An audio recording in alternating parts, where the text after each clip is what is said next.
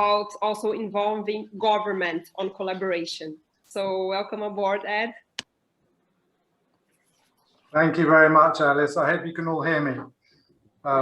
Those were three fascinating talks, weren't they? I found Nancy's really moving, and Eliane is so passionate about what she's doing. Thank you, Eliane. And Olivier, of course, has a particular challenge that his hotel is immovable. So his only way was collaboration. So interesting. Thanks, Remote, for the opportunity. I'm just going to talk to you briefly about and try and keep on the topic of how active learning guides us towards change, or maybe forces us towards change if active learning is experienced. And I thought I'd literally just take you through my experience in the travel industry, and maybe slightly before it, because one can always learn from a bit of history, and try and just pick out a few moments where past experience has helped me today. And I'm also glad I share a love of sheep, obviously, with Nancy. And I make no apologies for the pictures I put in front of you. They're all taken in the UK, just a few miles from my home, though I'm sorry to say that isn't my home. Anyway, my journey into travel, or to Latin America, best to say, started after university, when my first job was cattle ranching in the Venezuelan llanos, in the plains, and which was very remote, but absolutely fascinating. And this, the guy on the left there, Miguel Mesa, was one of the most intrepid llaneros who you wouldn't want to get in trouble with him. So after 3 years there, the company that I was working for said, would you like to move to, they had a farm that needed looking after. So I was sent there, and I put a small business in Brazil because it was really my first experience of running a small business. It wasn't that small. We had 15,000 hectares to look after. We had 120 families living on the farm, which I was in charge of, 2 religions, 3 schools, plenty of politics required there. I loved it. It was at a time when Brazil was undergoing real inflation, hence my question to Eliane about the monetary value. Computers were in their infancy. In fact, Brazil had banned any foreign computers, so Microsoft wasn't allowed, or Apple. It was all local computers. And I also learned about strikes and the value of being able to deal with people, because every 2 weeks, because of the inflation, I would have 500 sugarcane cutters on my office steps, each of whom had a very large knife in their hands. And it's amazing when you have to negotiate how the skill comes along. Anyway, I had a family on its way, our eldest daughter in the middle there, who was born in Brazil and therefore considers herself a quarter Brazilian. I'm not quite sure how she works that out. We had to start looking at schools, and for a variety of reasons, we went back to the UK. And I found myself in England, unemployed in the middle of a recession, and wondering what to do. I couldn't become a farmer because I didn't have a farm. Venezuela, no one was going there as a tourist when I lived there. And I thought, yes, here is an opportunity. So the first thing I did was a bit of research, and I started defining what I wanted, what my plans, my goals were. I decided I wanted something small, something with great customer service. I didn't know anything about travel. I thought, yes, let's do something that you can market easily. I started with a few art tours. I took groups of painters to Venezuela, and amazingly, for a couple of years, it worked. The important thing, I think, throughout all of this is, once you've chosen your business model, always relook at it, on a regular basis. You've got to relook at it, reevaluate, go round. Are you still on track? Do you need to change? Do you need to follow a different path?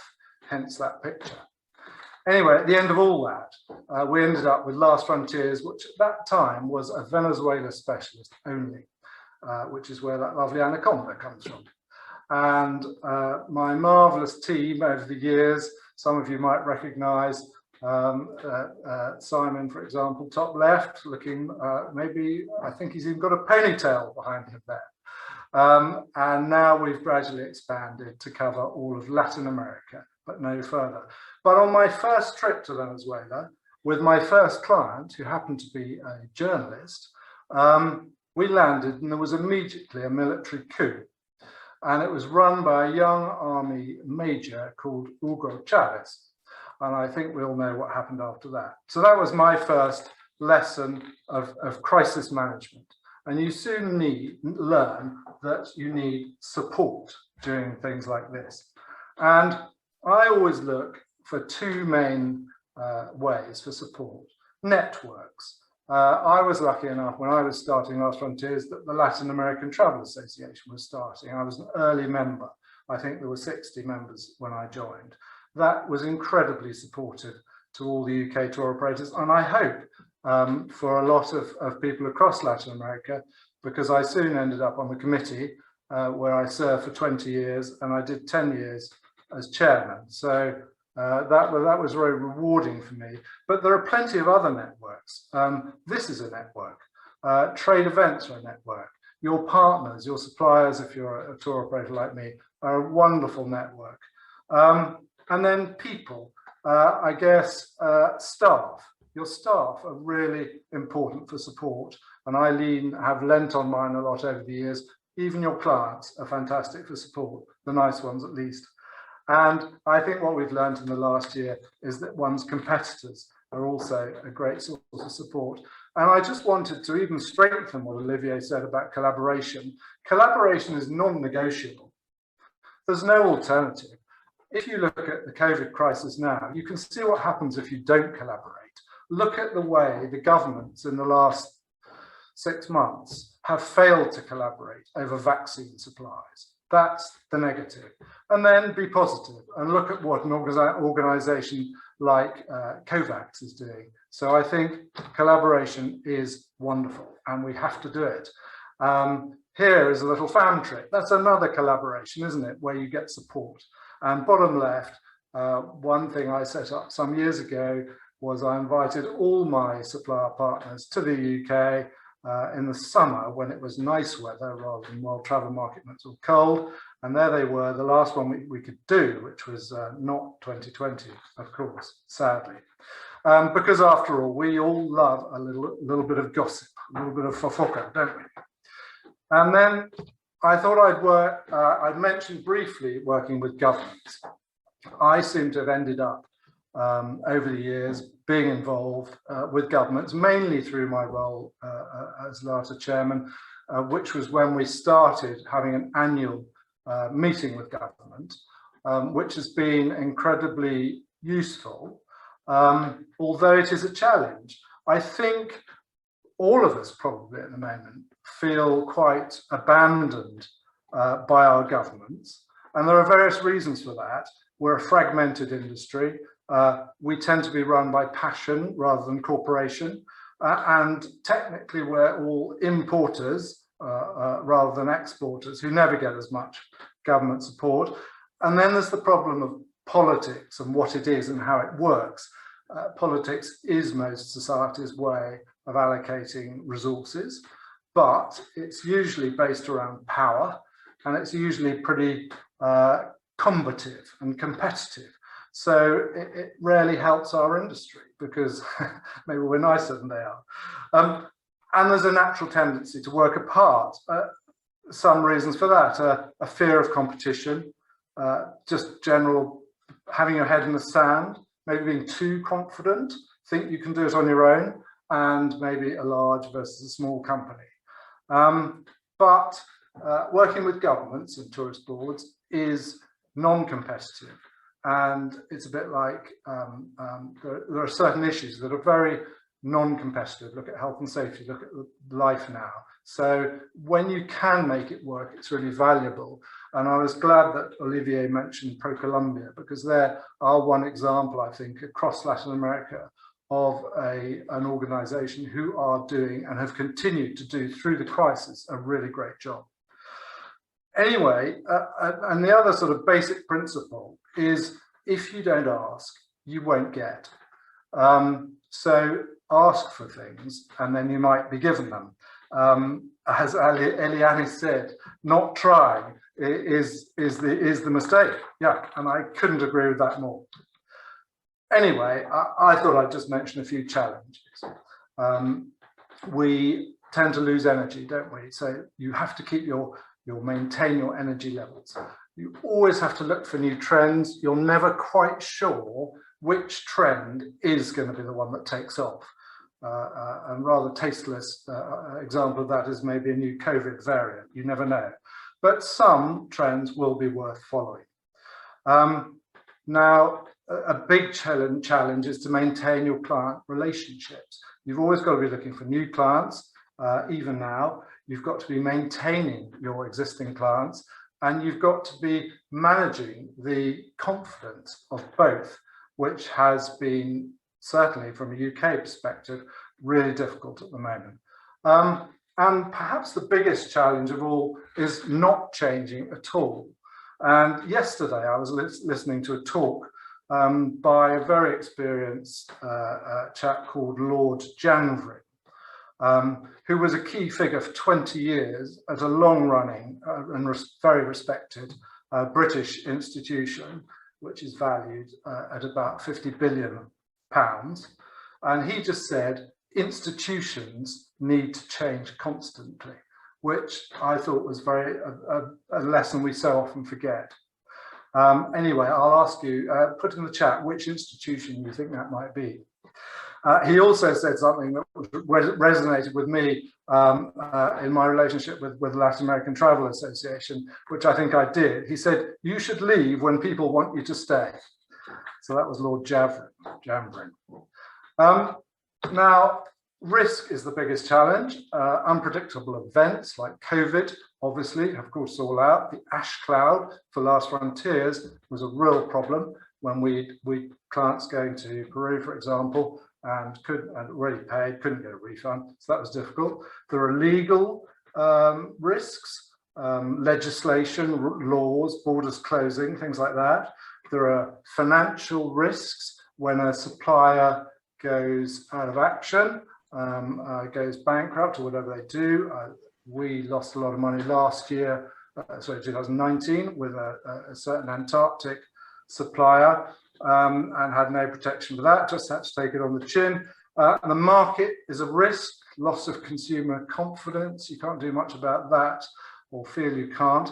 And some of your business models might be riskier than others. For example, when I started off with those group tours, I soon learned that on a group tour you can lose money, which is why really since then Last Frontiers has focused more on the FIT, because theoretically at least it's harder to lose money on an individual booking. And it's important to have a strategy in place, isn't it, to manage risk, diversification, insurance, hedging, and above all perhaps experience. So just a few specific words on COVID. It's been such a tough time, hasn't it, for all our survival. We've been forced into hibernation, most of us. We've got that feeling of isolation, but there have been benefits, as we've heard tonight. Better collaboration, feeling of family, has already been mentioned. And I started a monthly Zoom with our suppliers, which I call Latin America Wednesday, which has just been so supportive. I found it really supportive. And I know a lot of the people who join, and any of you are welcome. It's just been fantastic. And some organisations have reinvigorated themselves. Here in the UK, there's one called Canning House, which has definitely done that. And remote, I think you're doing a great job too. So, but above all, I think trends have been accelerated in travel and in the way we work. So online activity, obviously. home working, obviously. And then slow travel, workations I mentioned. I'm not sure from the UK to Latin America, but certainly a lot of UK people have been found to be magically working in Bali, I hear. And I think also that sustainability has been a trend that has, that has been accelerated, and let's maintain all of those. So just some final thoughts, really. I think make sure you increase your connections, and this has been a great year for it, because that way you really will feel supported. And then I really am a fan of honesty and transparency, and it might sound obvious, but if you share a problem shared is a problem halved, or whatever they say. You know, if your hotel, you know it's going to be closed, tell me. You know, I'd like to know. If we have a problem with a client, we know we're going to have a problem with a client. We've learned the sooner we tell them about it and involve them, they almost take on some of the problem and try and help solve it. So I think that's a really important lesson. And then my final message, I guess, is don't forget that what we do is important. Travel is sometimes seen as not a serious business, but of course it is. And conservation, sustainability depends on our messaging, and communities and livelihoods just depend on us, and we must never forget that. Thank you very much.